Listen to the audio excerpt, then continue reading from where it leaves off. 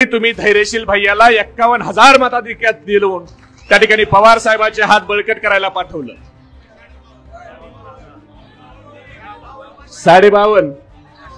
52, 500। मी बघत होतो तुमचं लक्ष आहे का माझ्या भाषणाकडे, आणि पिपाणीला 13,500। मी बघत होतो तुम्ही सगळं ऐकताय का माझं भाषण, तुम्ही किती काळजीने ऐकताय।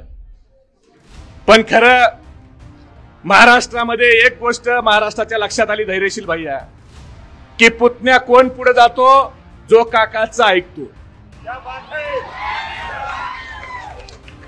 तुम्ही काकाचं ऐकलं आणि लोकांनी तुम्हाला डायरेक्ट देशाच्या लोकसभेत पाठवलं, आणि ज्या पुतण्यानं काकाचं ऐकलं नाही ते पुतणे गुलाबी जॅकेट घालून महाराष्ट्रभर हिंडायला लागले।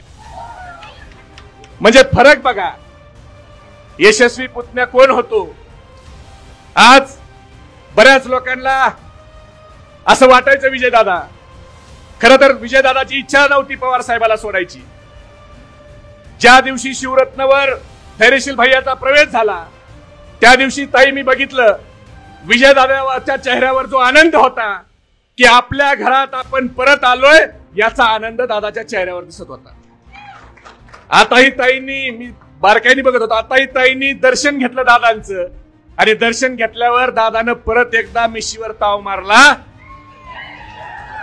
म्हणजे परत दादाला आपल्या घरात आल्यासारखं वाटायला लागलं। खरं विजयदादाची इच्छा नव्हती, पवार साहेबांवर दादाचं प्रचंड प्रेम, पण काही लोकांनी दादांना घराच्या बाहेर घालवण्यासाठी सगळे प्रयत्न केले, आणि दादाची इच्छा नसताना काही लोकांनी दादाला त्या ठिकाणी पवार साहेबापासून वेगळं केलं। पण ती घाण आपल्यातनं गेली, आणि परत दादा सारखे चांगले विचाराचे पवार साहेबांवर प्रेम करणारी लोक ही पक्षात आली।